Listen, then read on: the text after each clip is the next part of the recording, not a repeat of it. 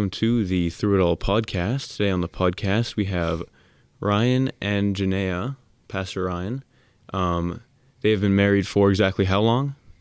Almost a year. Almost a year? Yeah. Your anniversary is on Sunday, correct? Yes. Okay. You want to tell us a little bit about yourselves? Well, let's see. I grew up in Davidson. Now we're here in Waldheim. Been here for 6 months. Nice. Helping out with mostly youth here. So, yeah. I don't know. Enjoy snowboarding, wakeboarding, motorsports, things like that. So, cool. Yeah, I grew up in northern Alberta.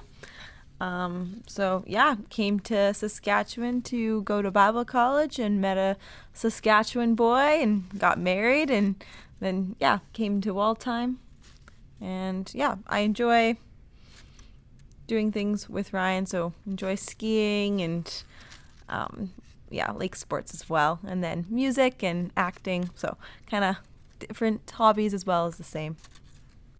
Yeah, that's awesome.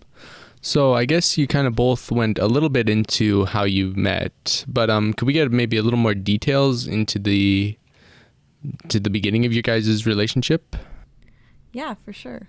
Do you want to start? yeah. So, I'd been at Bible college for a year already, and it was Jenaya's first year, so my second year. And, obviously Bible college is where we met. I saw Jenaya for the first time on the soccer field probably in September, but Jenaya knew nothing of me until November. So he sat down at the same lunch table as me.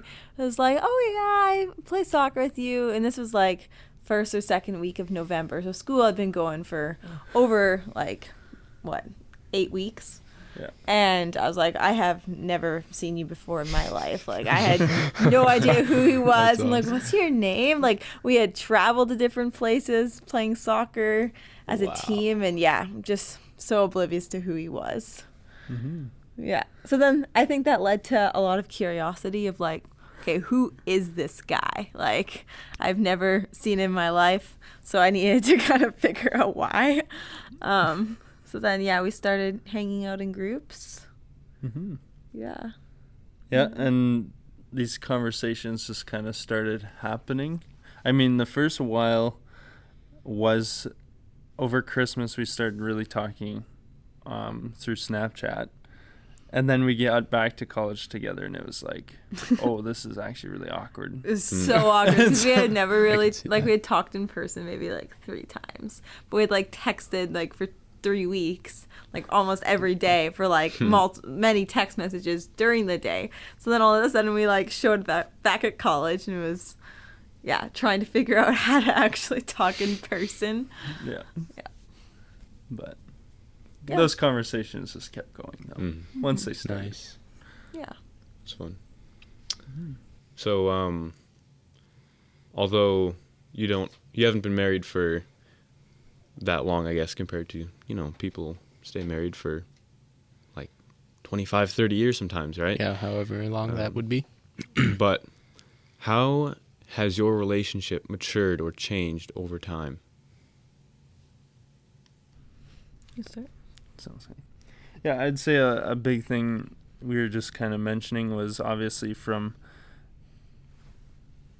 to when we were dating to when we were engaged to now married. It obviously has shifts and changes in all of those different stages.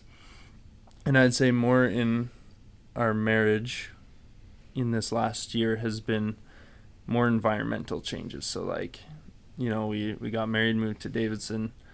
And Davidson, I was doing a completely different job, still helping out in youth, but it was that was a secondary thing, not a primary thing. And so kind of just moving multiple times to adjusting to a new place has definitely caused us to have to grow in a lot of areas. Mm-hmm. So yeah, for sure. I'd say as individuals, we've definitely matured and changed throughout the last year or two. We're now both done with college, and so it's nice just to be able to do life instead of having to study all the time. And so that's caused a lot of maturing as well, just individually. And so then obviously, since we're married, individually maturing also results in us maturing as a couple. Mm-hmm. Yeah. Good point. Yeah. So I guess with the time you guys have spent together, you've probably noticed a few small, I guess we'll call them quirks about each other that you know, those little things that Ryan will do or Jenaya will do that you just laugh at every now and then, or that you both laugh at together. What are some of those things, if you feel comfortable sharing those? Yeah, I'd say, like, I mean, when you get married, like, you're so excited, right? Mm-hmm. And, like, you don't think that person can do any wrong. And then you get married, and all of a sudden, like, not saying that, like, the blinders come off, and it's like, oh my goodness, who did I marry? But it's definitely, like, there are some things that, yeah, we both have realized that we do. I know which ones Ryan's going to say about me, because it's definitely something I didn't even know I did until Ryan pointed it out. Yeah, you can go first if you want. Oh boy. Yeah, I think one of the things that comes to my mind right away is I would come into the kitchen area, and I would notice, like, all the doors are open on the cabinets, like, everything's open, and obviously Janae has been in there using the things from those things, but she wouldn't go immediately and shut them all. So I was watching this and observing this for quite a while just to see if it was just a one-time thing or what was going on. Oh, boy. And, you know, honestly, you know, I found it weird, like, kind of strange. It's like, why do you leave them open? And she's like, I do. And I would kind of go behind her and close them more.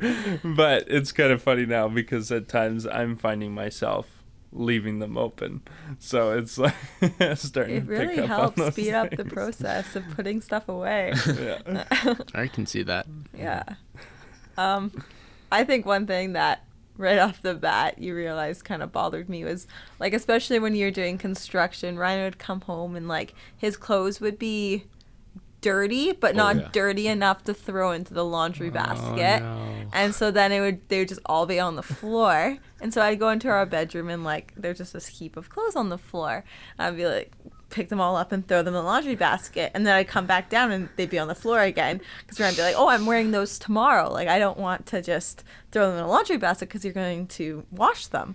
And so we've learned now to just fold the clothes and put them away. But it was just one of those things that, yeah, I don't think you even really realize what you're doing. It's funny because I also did construction last summer and I do the exact same thing. I don't do construction, but I do have a habit of just leaving the clothes on the floor. I think it's just a generalized guy thing. It could be. It might be. 3-1 in here. Yeah. I don't know. Yeah. So you guys better start training now. Good idea. Thanks for the advice.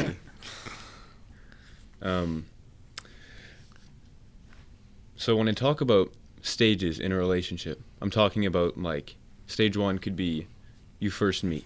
Stage 2 might be your first date or something like that. And then eventually engagement and marriage and everything else.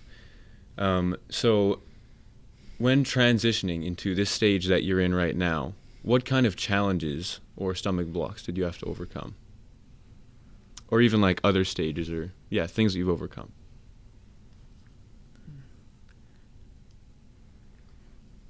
Our relationship has been anything but normal.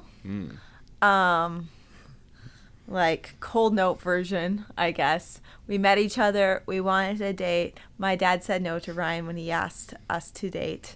So we, like, went no talking for, like, a whole entire, like, 5 months kind of. And then I decided to not pursue the relationship. So I cut things off completely with Ryan. We were both interested in different people. Then God made those, like, both end very clearly. And then we talked about dating again. And then my dad said, wait a little bit. And then Ryan finally came up and he asked my dad again. And my dad said yes that time. And so basically by like the time that we started dating, we knew that we wanted to get married because we had been in like such a roller coaster. But I think that has definitely prepared us a lot for life together, just because you can kind of, you never really know what's going to come next in life. You never know what is going to be around the corner. You can see like not even for a whole entire day of what's going to happen.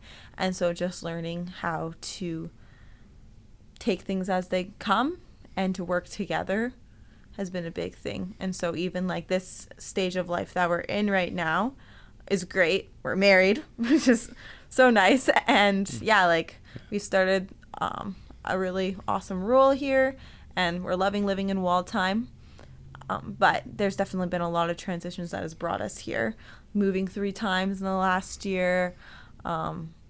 Just a lot of stuff has occurred. And so I think we're just thankful to kind of, in this stage of life, there's been obviously a lot of bumps to get us here, but we're thankful to be here and excited for what the future holds. Yeah, and I think a big thing for me in like right from the beginning stages to when her dad said no was what's my responsibility as a man, as a husband, and as a father from a biblical perspective.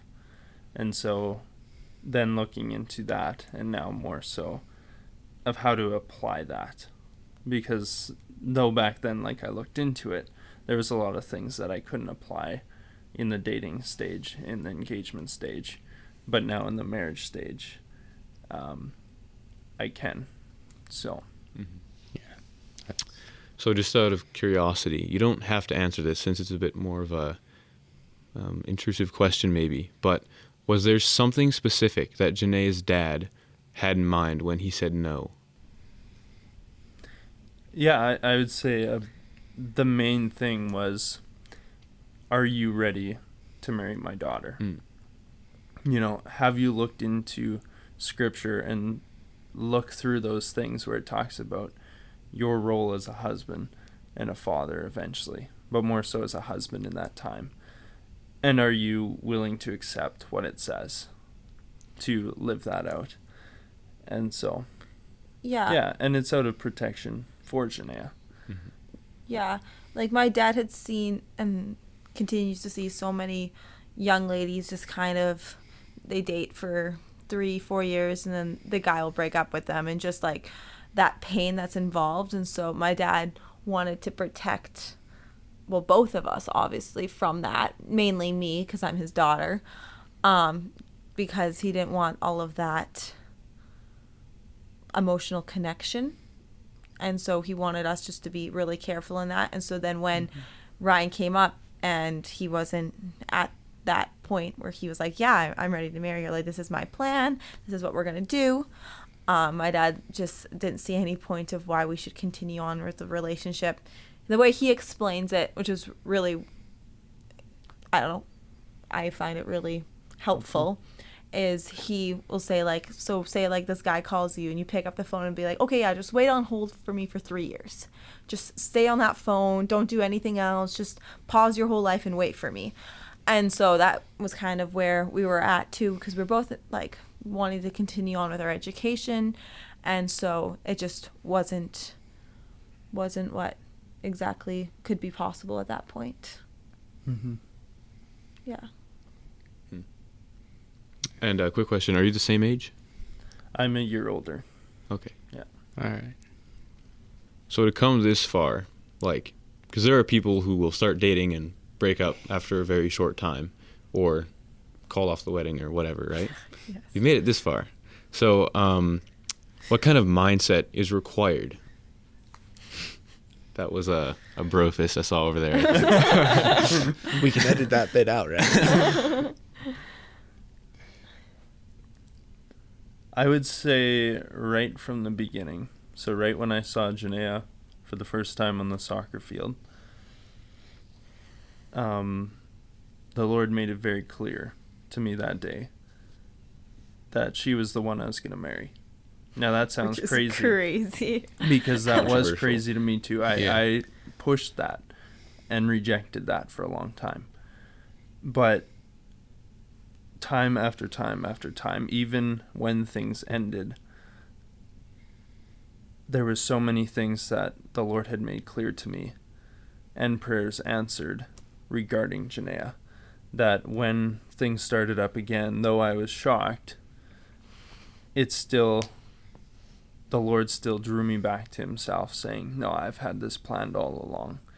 And so I'd say even through those hills and valleys to where we are today is because the Lord brought us together. And because of that, now moving forward, ultimately keeping him number one in our relationship, keeping him the focus. Yeah. And I'd say as well, like, there's obviously a lot of things, like, when it comes to making a relationship work that you do have to deal with. Like, obviously, we're both individuals. We're both very different.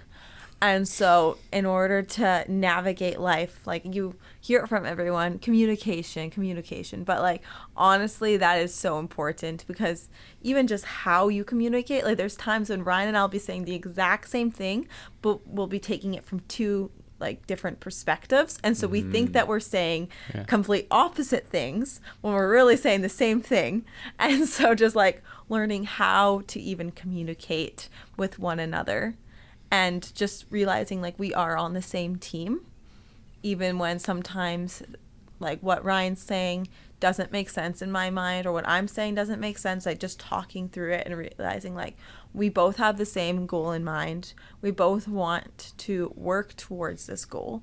And so, just being willing to navigate it, and just, sitting down and having those hard conversations and showing grace towards one another. It's also a really big thing too, because there's definitely, I mess up, Ryan messes up.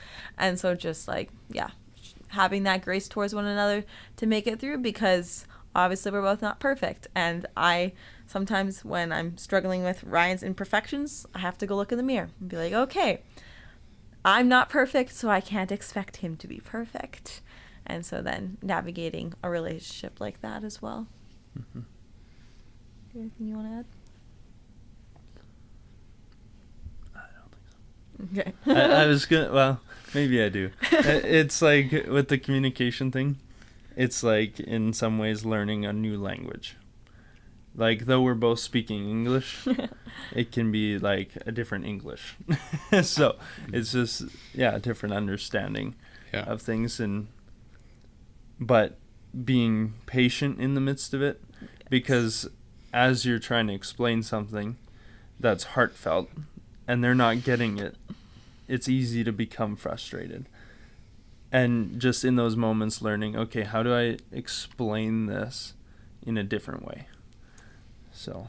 Yeah, and I'd say that even throughout a relationship, we've learned how to do that so much better. Like, 'cause, like, for instance, when we were dating, like, I would sometimes, like, Ryan was an intern at the college that we were attending, so he had an office, so I'd stop by his office every once in a while to see how it was going. And, like, he'd sometimes just, like, I'd be having, like, a lot on my mind, and he'd just, like, bombard me with everything that was going on in his life, which was just his way of, like, caring for me, he thought, because he was sharing about what was going on in his life. But for me, I'd come in and I just want to have, like, a light conversation, just, like, chit chat. I didn't want to go too heavy, just kind of, like, just let's talk about the weather. Like, just, like, very basic. And so then, like, these deep conversations that he wanted to have, it would just be like that. I would just leave mad, because I'd be like, I didn't feel like that was caring, where Ryan felt like that was caring. And so, like, learning how to navigate that when we were dating, and then obviously engaged. And then I'd say the first couple months of marriage too, like, when you're living in the same space with one another, you learn a lot of things a lot faster. And so getting better at that as well. I'd say we have a lot less miscommunications than we did at first. And we've learned how to talk through those miscommunications a lot better too, instead of me just leaving mad. Miscommunication is something that's come up multiple times already. Yeah. Even on the other recording we did. Yeah. Yeah. It's a big thing, and it can Mhm. happen, yeah, so easily. And most of the time, obviously, you don't realize that you're miscommunicating, so you Mm. don't fix it. You just think you're right when you're not. Yeah, it's kind of funny. You might have already heard this story from David, but like David and Shauna, because we interviewed them On Tuesday. on Tuesday, Yeah. right? And in David's culture, saying you have an appointment at 8 means you start getting ready for the appointment at 8. And here in Canada, appointment at 8 means that's when it starts. You need to start getting ready at 7. So we thought that was pretty funny. And it's we had a good laugh. yeah. Yeah. It goes to show like two people can be saying the same thing essentially, but not meaning the same thing in a way. Yes. Yeah. No, for sure. And I mean, like, we obviously grew up in the same culture. I mean, I'm from Alberta, so depends what you want to take it. The promised land, but Yeah. Right. yeah. But yeah, I could not imagine marrying someone from a completely different country and all of that. Yeah. So I guess this isn't as applicable to you guys, but I'm sure it still had an effect. During the pandemic, there was a spike in the number of divorces in Canada and around the world, obviously. How do you feel the pandemic affected your guys' relationship? Obviously, you weren't married in the heart and the heat of the pandemic, but it must have had an effect on your guys' courtship or whatever you guys call it. I don't know. Pick and choose your words. Yeah. Well, yeah, and at the beginning of the pandemic, so it was really months before that I had just gone to meet Janaya's family and ask her dad for the first time if we could date.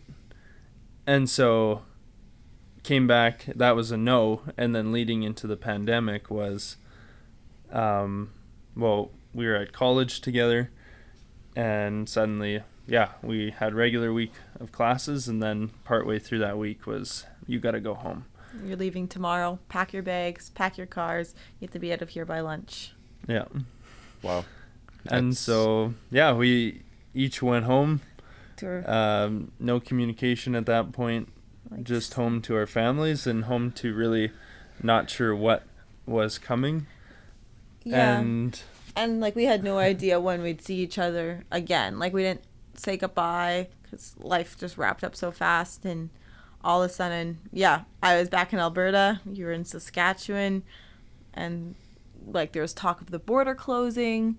And there was a lot of family stuff, I feel like, that happened right off the bat. Ryan's uncle passed away within the first, 2 weeks. My sister got married 2 weeks after the pandemic started.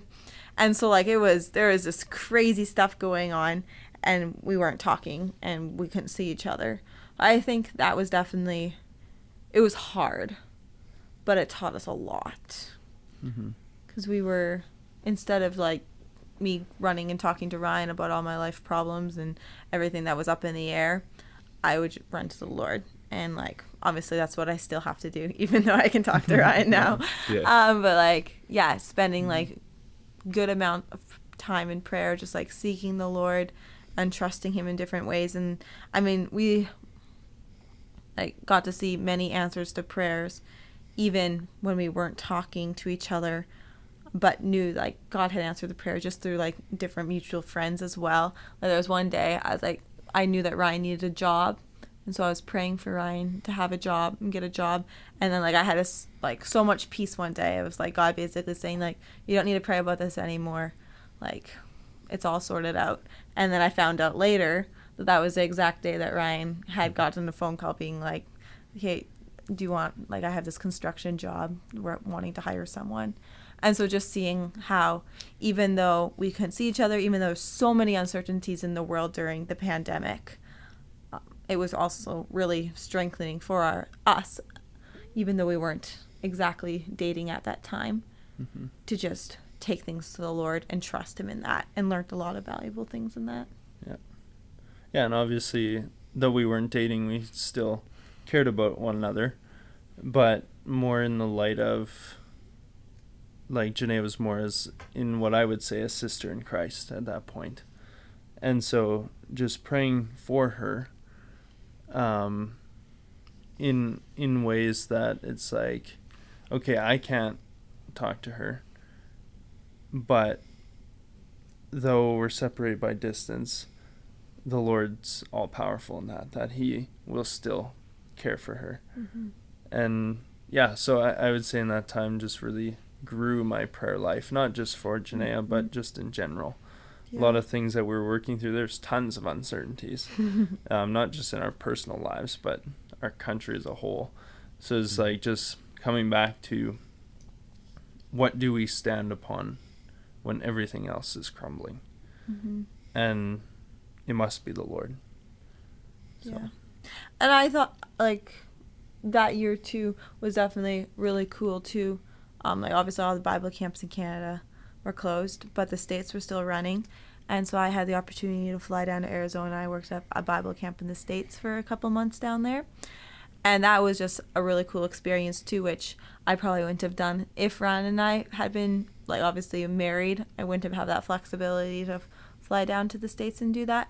And so definitely just seeing God at work, too, of just his sovereign timing in it all. Mm-hmm. Yeah, it's another thing that I've noticed with, I mean, obviously you're married to a pastor, but there's a lot of discussion from you guys about faith, and I noticed that about David and Shauna on Tuesday as well. For our non-believing listeners, if there are any, I'm not sure, what would you say to them? How important is it to have the same faith? I don't know. No, I you think know what I I know mean. what you mean. Yeah. Like, how important is it to be equally yoked in that way and, Yeah. like, have the same mindset?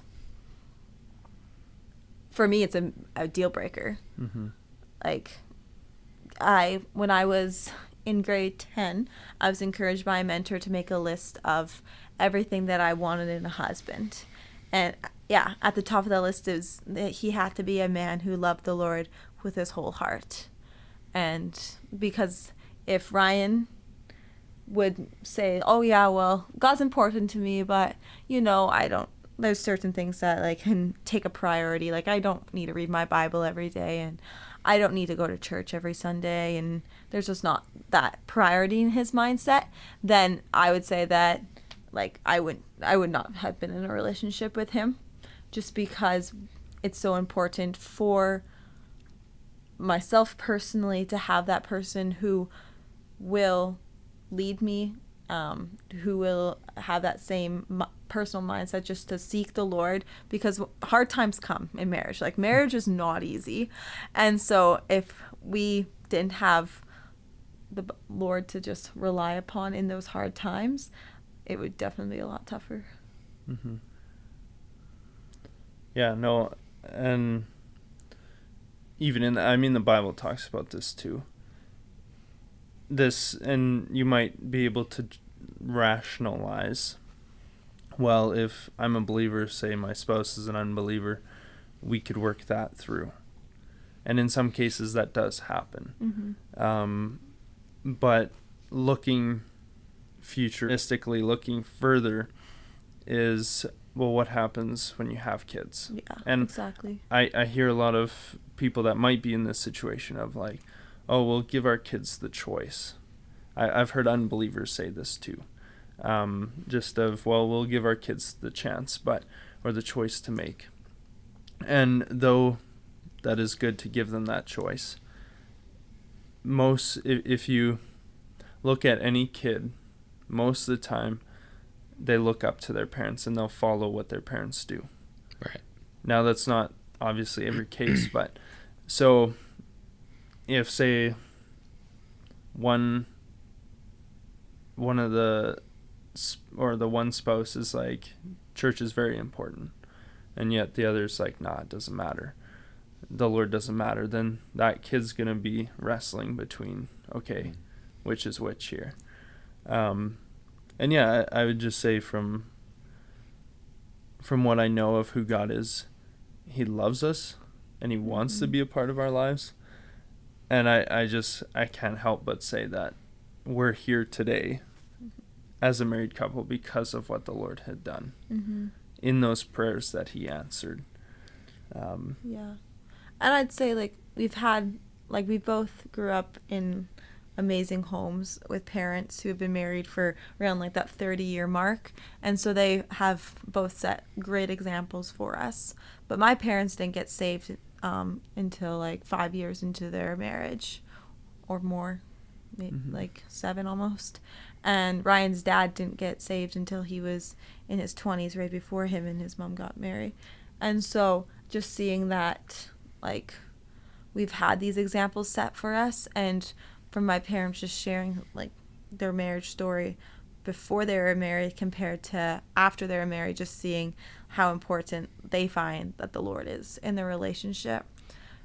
Just to be able to know how to love one another, even like loving is very sacrificial. And so if you're loving with just yourself, there's going to be days, like there's days that I don't want to love. But relying on the Lord to love is so important. Yeah. Also, out of curiosity, if you both were to get a verse put up, displayed in your home somewhere, like a plaque or whatever, a little poster, what verse would each of you go with? Oh, each of us.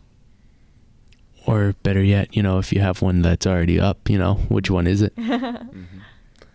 Well, we have James 1:17. Is our kind of like our theme verse.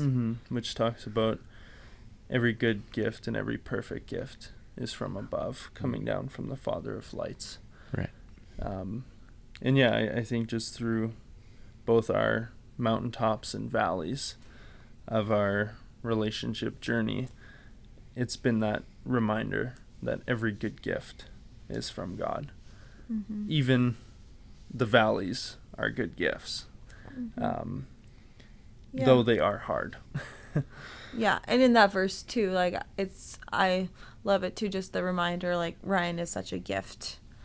And when you give someone a gift, you don't hand it to them and then rip it back from them and say, no, I'm going to take that back. And God is just such a good father. And so he's not going to do that with Ryan. There was definitely fear when dating and engaged that God was just going to take Ryan from me. But realizing like he is a gift that God has given, and just being thankful for every day that we have together, and trusting that God will just continue to lead in that way. Yeah. Cool. So Ryan talked a little bit about how even the valleys can be a gift. And earlier you talked about when the pandemic hit, you weren't able to talk, and that resulted in some positive personal growth for Jenaya, in that she brought her problems to the Lord more often, I suppose. So interesting connection there. We have some statistics on your paper. We will take turns reading and having discussion about each one. I'll start us off here. So, people who have been divorced are more likely to get divorced again if they remarry. The percent goes from between 40 and 50% in the first marriage, and then in the next marriage it jumps up to about 60%. What are your thoughts on this? Yeah, I think it really comes down to the fact of you got married once, and what things were you looking for? We've talked about this a few times, of just like, you're not going to find the perfect spouse. And so, you know, we're not really given what these people are divorcing about, but obviously seeing if they gave up after certain issues that rose up in their first marriage, what guarantee is there that the second marriage won't be there? Especially if it's things like those differences that really can get under your skin, that really bother you, but just working through it together. Yeah. Right. And I'd say, like, this stat too, this is going to sound maybe really blunt, but once you run once, it's easier to run again. And so, like, if you're not holding fast to your marriage covenant that you make before God the first time, then it's going to be easier for you to break it off again, because if it's just like, oh, well, I've done that before, so I just have to get out of it again. Yeah, that makes sense. And about remarriage, almost 80% of divorced people will get remarried, and 6% of those who get remarried to the same person. Mm-hmm. I think it's interesting, that one, like how many people get remarried after they divorce, because obviously, like, divorce is saying, like, okay, I just need to separate from this person, something isn't going right in their marriage, and then they just are willing to jump back into it. I just find that definitely interesting, because normally when something isn't working, you just want to run away from the problem for good, but they come back and are willing to try again. But I think it's really cool to, like, 6%, even though it's such a small stat compared to like the 80% that they do remarry each other, which I think is definitely really beautiful in that they're willing to give each other a second chance at life. I just wish that they would not have to end in divorce and go through all of that legal stuff to just come back again. Mm-hmm.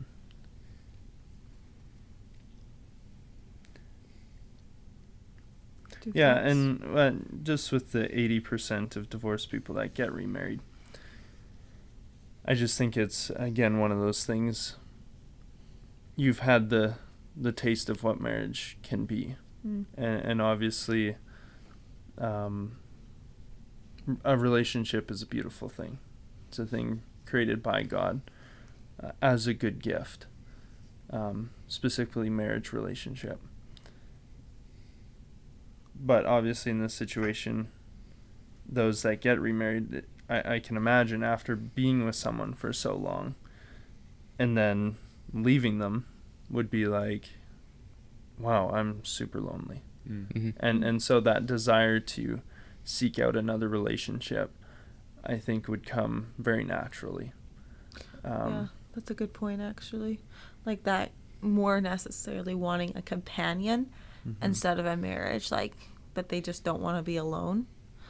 Because I'd say that that's definitely, like, a big fear in our culture and society as a whole, of, like, you don't want to be alone. Like, you don't want to die alone.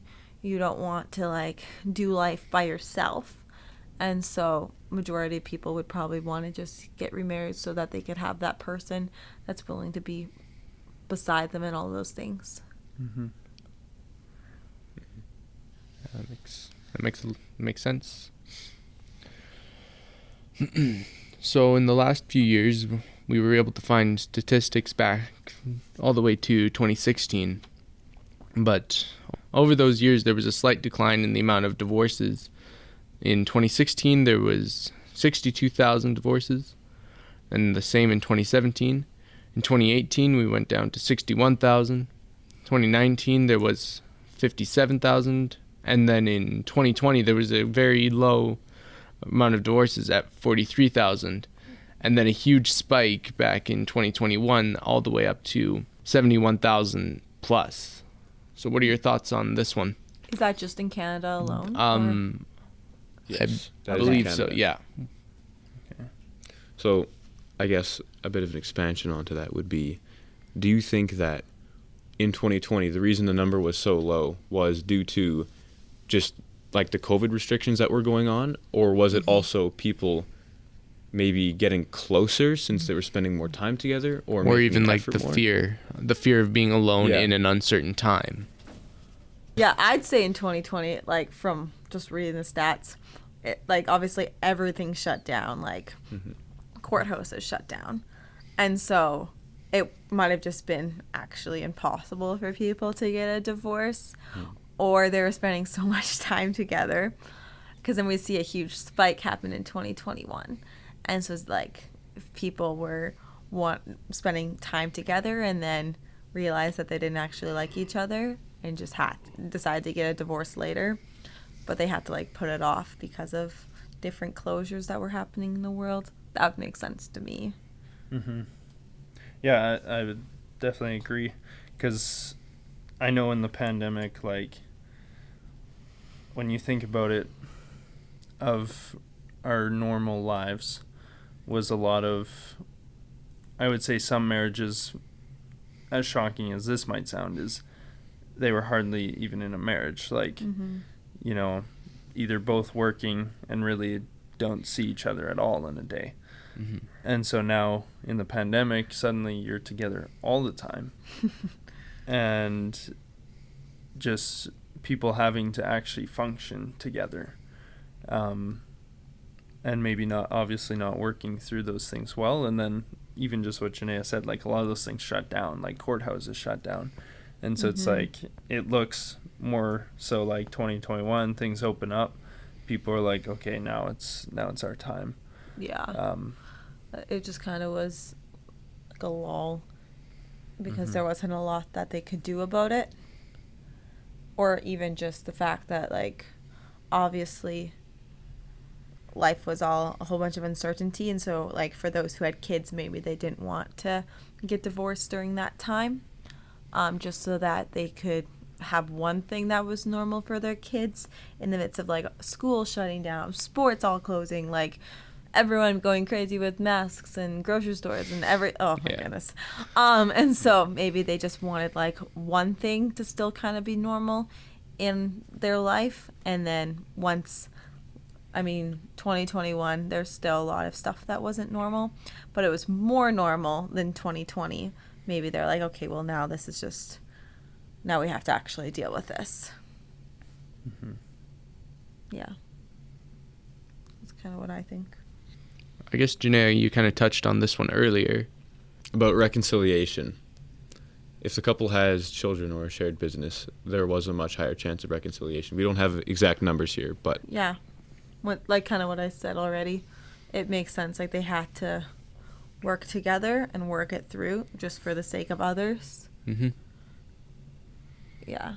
Like, I grew up where my parents and another couple with a family co-own a business, and I've seen it where, like, sometimes there's that struggle of navigating a family business with two different families and different perspectives, different ideas, but in the end it's like, okay, we do have to make this work for the sake of everyone involved. When I discussed this with my dad before we recorded anything, he said there are times when parents will stay together for the kids because, it can really impact developing children. Yes. And he said sometimes they get so busy with, like, their kids' lives and ensuring that they live the best life, and then the kids move out and they get older and, they miss time that they could have spent together, and they're almost like, who is this person that I married? Yeah. No, for sure. We've seen that happen before in many people too. And just realizing, like, it's important, even when you do have kids, to still make your marriage a priority. Because it's really easy just to get busy in life and running around to sports and doing everything. And then all of a sudden, you wake up and it's like, I don't even know the person who I'm married to. Like, if you don't have time to have those intentional conversations with each other, you can drift really fast. Like, there's some weeks when Ryan and I are so busy with just different things, and, like, we're obviously doing life together. We see each other, but, like, we just haven't had that time to, like, actually sit down and be like, how are you doing? Like, what are some struggles you're working through? How can we be praying for one another? And so it's just so important to be having those good conversations, because I've seen it in, like, my extended family, and also in, like, a lot of friends, of, like, that co-parenting that you were talking about, or your dad was talking about, of, like, where the adults, the parents, are staying together for the sake of kids, but they don't have a marriage. Yeah, and I think just to add on that, a mentor of mine, he's been married for 50, 60 years. And one thing he told me, as we were then dating, I believe, was never stop dating your wife. Like, there's this idea for us as young men of, okay, we're going to date this girl get engaged and then marry her, and then that's all we have to do. But it's like, no, like there must be intentional, still that idea to date continually. Because really, I don't know Jenaya 100%. That's just the truth. Mm-hmm. And so the more that I spend intentionally asking her questions, taking her out on dates, being intentional, and just really trying to get to know her more, then in those moments when you get 20 years down the line, you actually do know each other Mm-hmm. more than you did. Yeah. So Yeah, I'd say just making that marriage a priority and not allowing kids to come in between you. Like, I've seen that with my parents, even the way that they raised us kids, like even like supper, my parents always sat together. Church, like even when us kids were misbehaving, my parents always sat together. Like it was just, there wasn't ever like kids even just allowed to sit between them, like just in that physical sense, just so that, it just showed that they were working together. Yeah. For the total of divorces, we weren't able to find a whole 100%, but we were able to find these two statistics. Violence and or abuse accounts for 34% of all divorces across all age groups, and extramarital affairs makes up about 27% of all divorces, again, in all age groups. What is your guys' response to this? I'd say, like, when it comes to violence and abuse, obviously you can't stay in a relationship if it's not safe. Right. It's very important in that sense. Like, you can't, like, live in the same roof if they're gonna physically beat you every night. Like, that's just, that's not humanly good at all in any regards. But when it comes to divorce in that regards, I say that the Bible speaks about it, and my personal stance on it too is, even if the person you're married to is violent and abusive, yes, you can separate yourself from them, but I believe that you've made a covenant with them. And like my vow to Ryan was that I was going to be with him until death do us part. And that's what all the vows have. It's not in richer and richer and better and health and healthier. Like that's what a lot of people want it to be like. Right. But it's not. And so even in those situations, I'd say my response to it would be, yes, remove yourself from that danger, but don't get remarried, because the Bible speaks about that, as well as I would say that you're married to them for life, and so you can't actually get divorced from them either. But you can have that distance in order to protect yourself and if you have children. Mm-hmm. Yeah, I mean, it's just, it's heartbreaking. Mm-hmm. Because obviously, like at least for me, from the perspective of faith, the Bible talks about husbands, love your wives as Christ loved the church. And that's to the point of laying down my life for my wife. And just in that, this stat would also account for those that would even claim to be believers. And it's not to be among us as believers to act like that. And I agree with what Jenaya said. And just in these situations, it's also extramarital affairs make up 27% of all those divorces in all age groups. And I mean, there's the classic saying of the grass is greener on the other side. I feel like a lot of it's just this lie that we believe that, we're having challenges in our marriage. Well, that marriage, they must have no other challenges, or I would have no challenges with this person, and it's false. Mm-hmm. Right. And it's heartbreaking. Like I know of someone right now who's going through a situation that is that affair of they've been married for almost over 30 years, and then the guy one day comes in and says, I want a divorce, I've been having an affair with this lady, and like that's it.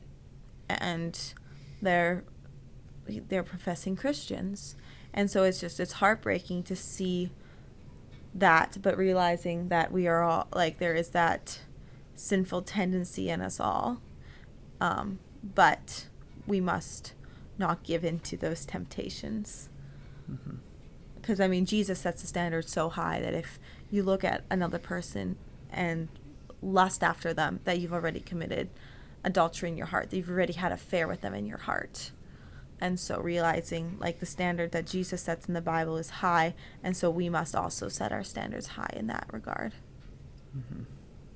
So yeah, obviously both of those stats are very heartbreaking and very sad, because yeah, I mean, we live in a broken world, and it's a result of what we see around us. Yeah. Yeah, and I think a big part comes back to, like we have talked about with communication, and really what is the definition of love. And really in a lot of cases, especially in a marriage, it's a sacrificial love, where I'm using my energy, the resources that I have, to care for Jenaya. And she also is doing that in return. But if I start desiring that from her and not giving anything back, I'm just taking, well then really love is not happening. That's a two-way street. It's not, I'm not getting married for me. It can't be just for me. Right. And so that understanding that, yeah, I'm going to have to put in work, as well as Jenaya. Yeah. Any final thoughts on anything here or anything else you wanted to discuss? I think I'm good. Yeah. Well, thank you. Yeah, thank you very much. Yeah, well, Thank thank you. you Thanks guys for coming for on. joining us. It's been a pleasure. Yeah. Thank you for the wisdom. We really appreciated you guys taking time out of your day. And wherever you guys are out there, whoever's listening to this, thank you for tuning in. This has been Through It All with Aiden, Wolfe, and Seth Wieler. Hoping to see you guys next time.